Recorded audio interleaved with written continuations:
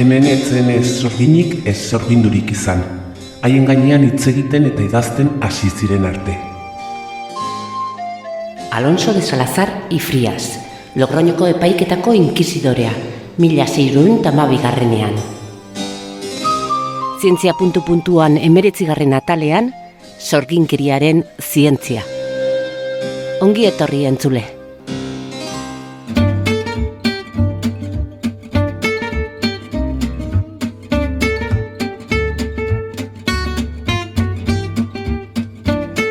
Zientzia puntu-puntuan, Nafarroako Unibertsitate Publikoaren divulgazio zientifikoko podcasta. Emaiozu jaten adimenari. Sorginkeriaren atzean bada zientzia. Sorgin eizaren atzean badago zientzia, metodoa, aurkikuntzak eta jakinduria. Europa osoan zabaldu zen fenomenoa ulertzeko ikertzaile, historialari, antropologo eta soziologo andana aritu da lanean. Ikertzaile guztien artean izen bat nabarmentzen da. Daniela bera, Gustav Henningsen, sorginkeria eta inkisizio kontuetan nazioarteko aditurik handiena. Gustav Henningsen eta Maria Rey bere emaztearen funts dokumentala orain Nafarroan da, Nafarroko Unibertsitate Publikoan. Oso harro gaude, Henningsen funtsak besteak beste berak egindako inkisizio eta sorginkeriaren inguruko ikerketa guztiak ditu eta mende erdian bildu zituen material guztiak orain Iruñan ditugu, ez? Gaur egun Nafarroko Unibertsitate Publikoko artxiboan konsultatu daitezkenak eta material guzti horiek sailkatu egin dira, ordenatu egin dira. Orain, funtsa hau lortu ondoren, Nafarroko Unibertsitate Publikoan Henningsen bilduma sortuko dugu, gure unibertsitatea, inkisizioa eta sorginkeriaren inguruko ikerketen erdigune bihurtzeko. Roldan Jimeno Aranguren, Nafarroko Unibertsitate Publikoko idazkariaren hitzak dituzu. Berak lagunduko digu gaurko eltze magikoa prestatzen. Roldan Jimeno naiz, Nafarroko Unibertsitate Publikoko zuzenbidearen historiako irakaslea, nire ikerketa ildoen artean Nafarroko zuzenbidearen eta erakundeen historiak lehentasuna dauka, batez ere aro modernoaren ikerketan, eta arreta berezia eskaintzen diot justiziaren ikerketari, eta beraz, inkisizio jurisdikzioa beti izan da gai interesgarria niretzat. Eta podcast honetan Nupeko idazkari nagusik gisa ere nago, izan ere Henningsen Rey funtsa lortu nuen unibertsitateko artxibo eta liburutegirako.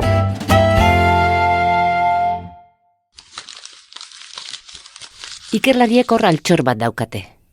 Alde batetik, Henningsenen dimensio intelektual guztia ikertzeko.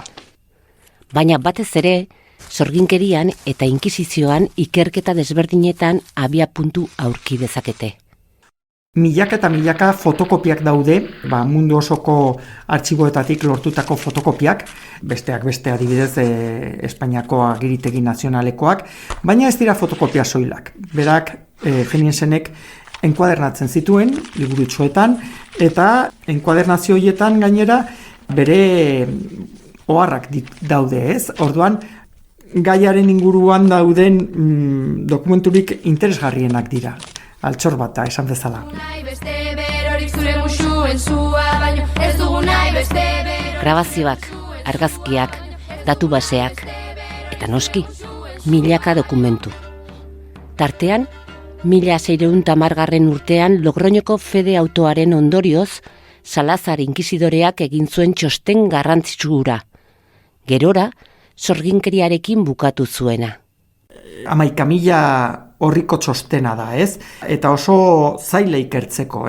Henningsenek bere bizitzaia guztia eman zuen txosten horri bueltak ematen eta bar, ez? Inkisizioa. 1669 paper sorta. Bigarren espedientea.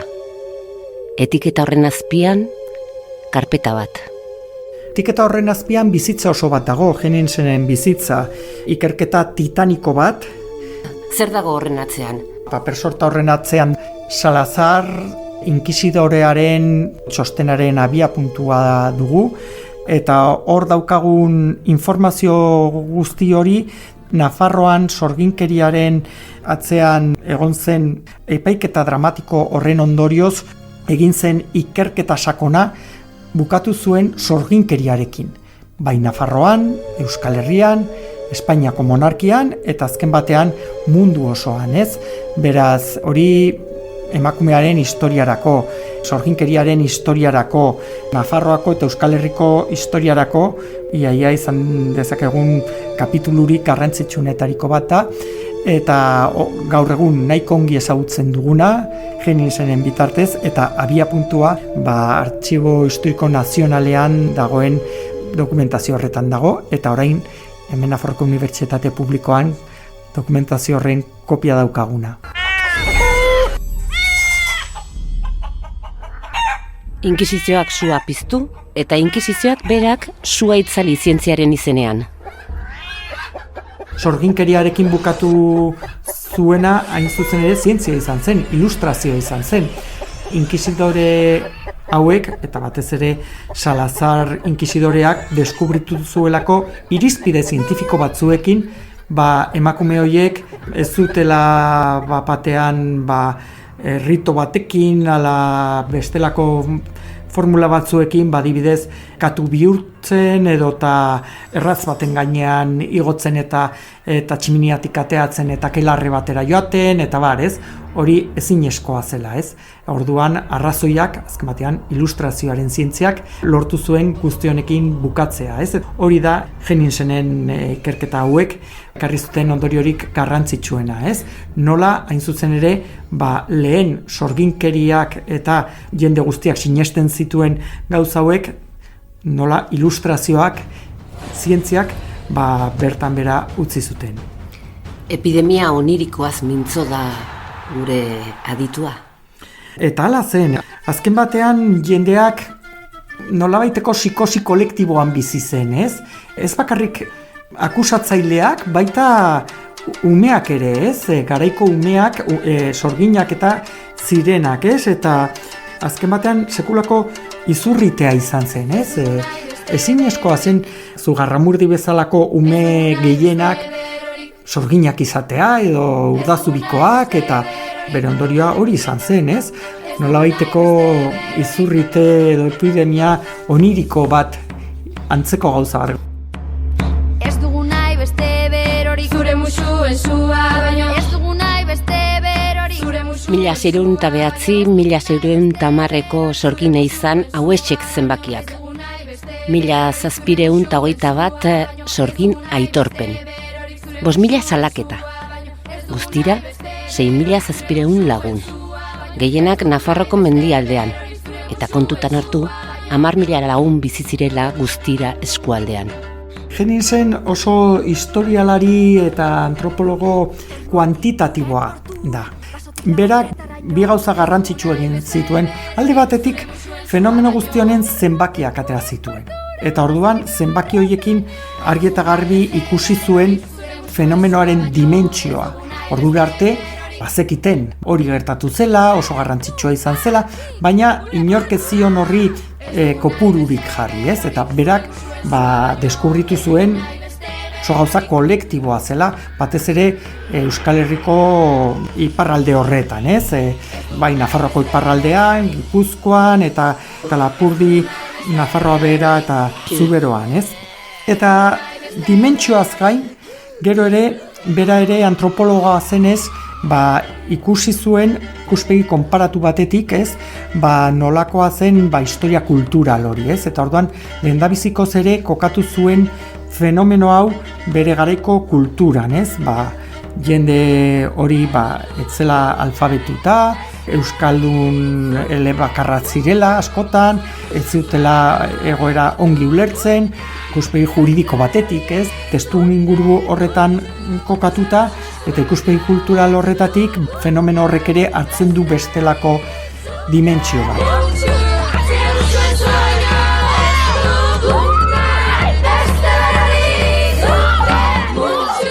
Sorgintza eta sorginkeria. Bi kontzeptu hauek desberdintzen ditu daniarrak. Zurrumurruen, propagandaren eta doktrinamenduaren eraginez, gizartean izua bete-betean nagusitu zen. herri sinesmenak alde batetik. Bestetik, deabruaren eta sorginen arteko loturari buruzko teoria jorratu zuten teologoek. Ongi uztartu eta nahasketa arriskutsua sortu zuten. Eliza bera izango da inkisizioaren sortzailea eta guzti honen atzean dagoen erruduna, eta batez ere Eliza tridentinoa, Trentotik sortzen den Elizak inkisizioari arnasa emango dio gehiago eta indar gehiago emango dio, Guzti hori, esan bezala, monarkiaren laguntzarekin, Eta hori Nafarroan oso garbi ikusten dugu, baina Eliza bera ere kontrakoa izan zen aldaketa hauetarako, Azkenean, 1620an ediktu bat egin zuten, hain zuzen ere, gai honen inguruan gehiago ez hitz egiteko, baina egia esan da, bai Elizak eta baita monarkia berak inkisizioan mantendu egin zuten Kadizeko gorteak izan arte. Baina naiz eta sorginkeria bera bukatu, hori inkisizioa eta forma horiek mantendu egin ziren, Ez dugu nahi beste berorik. Gustav Henningseni zor diogu Akelarre hitzaren interpretazioa. Akelarre hitza oso hitz polita da euskaraz, Akerraren belardia, Nun sorginak bere errituak eta egiteko biltzen diren lekua, Orduan, Henningsen izan zen lehena, hain zuzen ere, gero beste aditu batzuk etorri dira, Mikel Azurmendi edo Ana Armengol deskubritu zutenak, justu 1609an sortutako hitza izan zela, Fede Auto horren testu inguruan, hori baino lehenago, etzen hitz hori inun ere agertzen, Eta oso bitxia da, eta 1609an sortzen den hitz horrek, sekulako bideragarritasuna izan zuen nolabait esateko Logroñoko auzitegian, eta hortik salto egin zuen gaur egun arte, Eta presoek hitz hori berenganatu zuten, noski, presioekin, torturekin, eta gero hortik gizarteratu egin zen, eta esan bezala, Alvarado inkisidoreak sortu zuen hitz joku horrek, gaur egun arte, ailegatu zaigu, baina ez da Zugarramurdi edo Urdazubiko emakumeek sortutako hitza, baizik eta inkisidorek sortutako hitza, paradoxikoki. Zientzia ... Teoremak gozagarriz maneiatuak.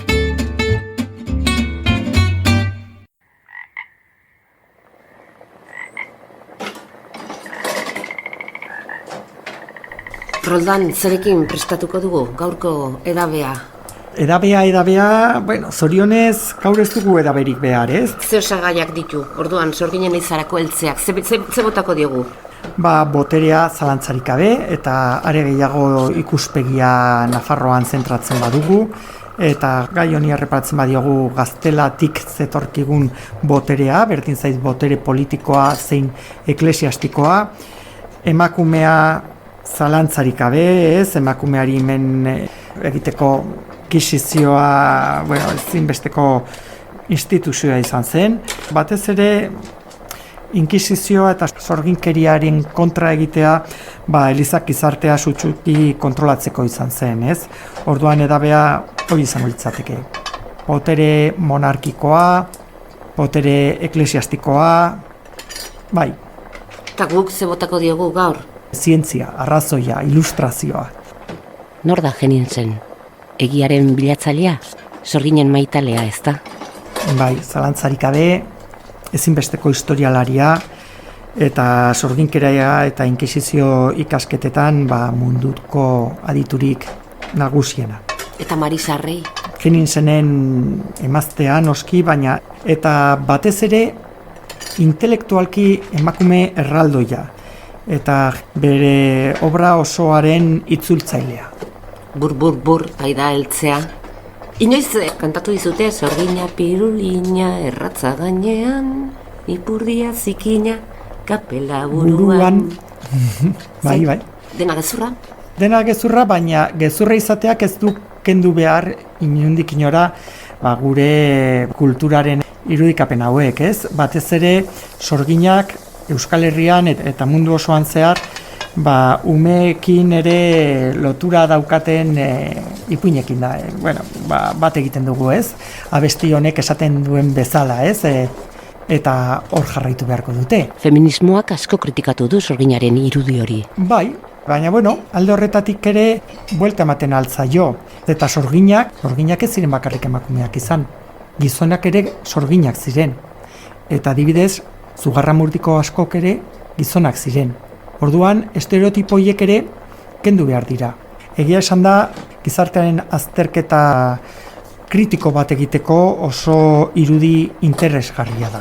Ezin dugu ahaztu ere, gizarteak marginatzen zituen kolektibo asko zeudela, batzutan sorginkeriarekin ere uztartzen zituztenak, batzutan ikuspegi razial batetik, agoteak, kasu, eta bestetik ere, adibidez, homosexualak, trans jendea, eta bar guztiak, ez? Horiek ere, erretzen zituzten. Eskerrik asko Roldan, uste dut prest dugula ja gure edabea, gure heltzea, guazen akelarrera. Guazen akelarrera. Ez dugu nahi beste berorik. Ez dugu nahi beste berorik.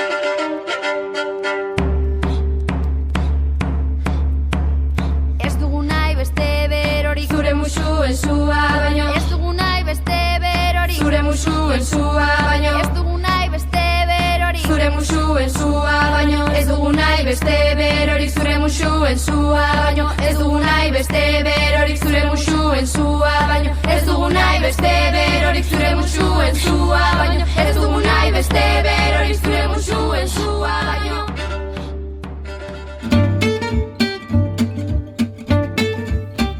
Zientzia puntu-puntuan entzun duzu. Nafarroako Unibertsitate Publikoaren podcasta. Gozatu zientziaz. Laguntzaileak Nafarroko Gobernua eta Zientziarako eta Teknologiarako Espainiako Fundazioa, Zientziaren eta Berrikuntzaren Ministerioa.